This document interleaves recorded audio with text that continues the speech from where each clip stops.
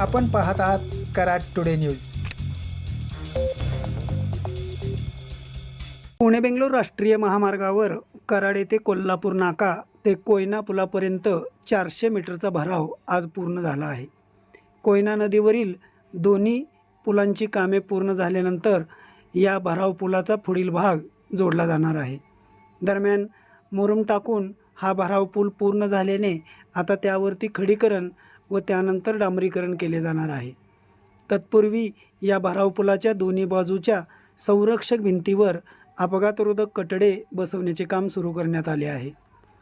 पावसाळ्यापूर्वी उड्डाणपुलावरील सातारा कोल्हापूर ही लेन वाहतुकीसाठी खुली करण्याच्या दृष्टीने सध्या ठेकेदार कंपनीकडून जोरदार तयारी सुरू आहे। आज शुक्रवार दिनांक 15 मे रोजी घेतलेले दृश्य आपण पाहू शकता। हॉटेल अमित समोर कोयना पूल ते कोल्हापूर नाका दरम्यान उड्डाणपुलाचा हा भराव पूर्ण झाला आहे।